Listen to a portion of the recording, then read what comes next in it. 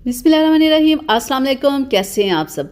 आज मैं आप लोगों के लिए पुदीने की चटनी लेके आई हूँ। जैसे कि गर्मी शुरू हो गई और बहुत सारे लोगों को मैदे की प्रॉब्लम होती है, बदहज़मी की प्रॉब्लम होती है, गैस की प्रॉब्लम होती है, खट्टे खट्टे डकार आते हैं, यानी कि मैदा बहुत ख़राब है। और ऐसे लोगों के लिए चटनी तो ये बेहतरीन है कि अगर आप खुद को फिट रखना चाहते हैं, अपने मैदे को सेट रखना चाहते हैं और ज़्यादा खाना चाहते हैं और मज़े ले लेके खाना चाहते हैं, तो ये चटनी आपको ज़रूर बनानी चाहिए। सिर्फ रोज़ाना आप अगर इस चटनी का 1 चम्मच खाते हैं तो आप बेफ़िक्र होके खाएँ, जितना मर्ज़ी खाएँ, आपको मज़े आएँगे।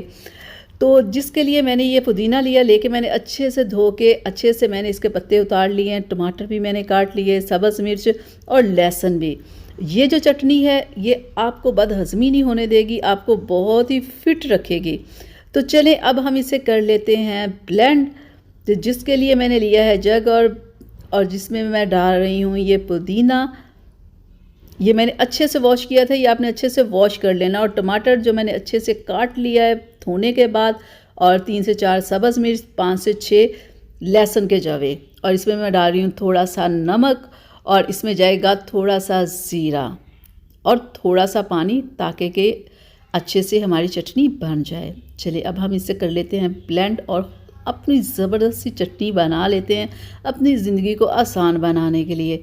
जैसे कि रमज़ान आ रहे हैं और रमज़ान में आपको पता है बहुत सारे लोगों का मैदा ख़राब हो जाता है रोज़े की वजह से, क्योंकि सुबह को उठ के सहरी के टाइम खाना और फिर सो जाना, बहुत सारी प्रॉब्लम्स हो जाती है। तो अगर ये आप चटनी बना लेंगे ना, मैं कहती हूँ बस फिर आप छोड़ दें, आपको रोज़ा कुछ भी नहीं कहेगा। बस ये चटनी बना लें, फ्रिज में रखें और इसे आप सेव भी कर सकते हैं, यानी कि आप इसे स्टोर करके भी रख सकते हैं फ्रीज़र में। अगर फ्रिज में रखना है तो आप 1 वीक यूज़ कर सकते हैं। अगर आप फ्रीज़र में इसे फ्रीज़ कर लेंगे तो आप इसे डेली निकाल के यूज़ कर सकते हैं। ठीक है, तो ये चटनी आप डेली 1 चम्मच खा सकते हैं, खाने के साथ खाएं और फिट रहें।